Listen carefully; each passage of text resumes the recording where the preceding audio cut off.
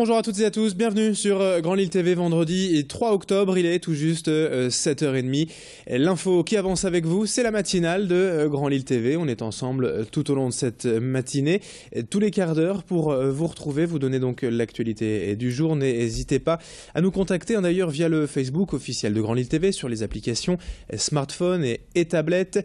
Vous pouvez également nous envoyer vos idées de reportage, vos images également sur l'adresse rédaction@grandlille.tv. L'info avec vous, c'est sur Grand Lille TV, c'est dans un instant.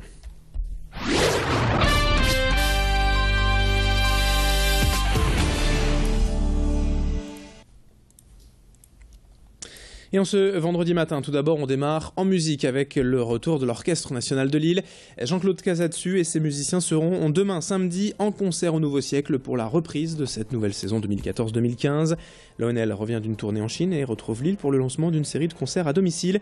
Cette année, la musique française sera particulièrement à l'honneur et ce dès demain, avec au programme des improvisations à l'orgue de Thierry Esquèche, des compositions de Tristan Muraille et aussi surtout de Francis Poulenc. Pour l'occasion, les 85 musiciens lillois seront accompagnés sur scène par le Chœur régional du Nord-Pas-de-Calais, dirigé par Éric Deltour. Écoutez Jean-Claude Casatsu à propos de cette œuvre monumentale de Poulenc, Stabat Mater. C'est une déploration sur la lamentation de la Vierge Marie au pied de son fils Jésus. Ça a été écrit, cette œuvre a été écrite en hommage à Christian Bérard, qui était un très grand décorateur, et donc qui est un ami de Poulenc. Et il y a dans la musique de Poulenc, on atteint les abysses de la profondeur et également une ludicité, comme un déni de la fatalité ou de l'angoisse de la mort.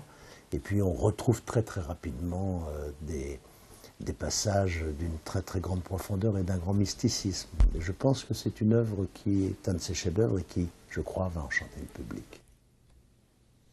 Autre actualité à la une aujourd'hui, en bref, Florence Cassé vient d'annoncer avoir porté plainte pour détention illégale au Mexique. Arrêtée en décembre 2005 et emprisonnée durant plus de 7 ans, la nordiste demande à la justice d'identifier, de condamner les responsables de sa détention. Florence Cassé évoque particulièrement des conditions d'emprisonnement souvent inhumaines. Et puis la mise en scène et le montage télévisé de sa prétendue arrestation sont en cause. Elle a déposé à Paris une plainte contre X. Autre image à la une de cette édition, en ce vendredi, la réponse de la police au vol à l'arraché est commis mardi après-midi en plein jour à Oisem, filmé par nos équipes. Ces images ont depuis fait le tour des médias locaux et ont illustré le sentiment d'insécurité des habitants et des commerçants de la rue Jules Guesde. Le voleur, un mineur de 14 ans en situation irrégulière, a été arrêté peu après les faits, grâce notamment au signalement de la vidéo. Et le chef de la police du Nord, Didier Péroudon, a donc tenu à rappeler qu'une affaire sur deux était tout de même éludée en matière de vol à Lille, grâce particulièrement au plan d'action de la police mis en place depuis plusieurs mois. La victime, quant à elle, se dit encore choquée par cette agression et comprend donc d'autant plus le sentiment des commerçants, des riverains des environs. Selon elle, le quartier mériterait une vidéosurveillance. Écoutez tout de suite le chef de la police, le DDSP du Nord, Didier Péroudon, au micro hier de Tanguy Lécluse. Sur le vol à l'arraché hier, on a identifié donc hier soir l'auteur, qui a été identifié par les fonctionnaires de la sûreté urbaine et qui a été diffusé, recherché et interpellé cette nuit par la BAC. C'est une rue où il y a beaucoup de passages, c'est une rue où il y a beaucoup d'activités, où on est extrêmement présent. Il y a des difficultés sur la rue Jules Guesde qu'on essaye petit à petit de juguler, mais c'est pas faux. Mais il faut peut-être rester dans peut-être garder raison par rapport à l'implication. 7h34 en direct au cœur de la matinale de Grand Lille TV. Les images également de la grande compétition des métiers cette semaine à Lille. Les Euroskills sous l'excellence des apprentis européens. 450 jeunes de moins de 25 ans venus de 27 pays réunis pour 3 jours au Grand Palais pour démontrer tout leur savoir-faire dans leur spécialité. Une quarantaine de métiers sont représentés. Cela va de l'ingénierie au bâtiment, les transports, les arts créatifs et même les services d'aide à la personne.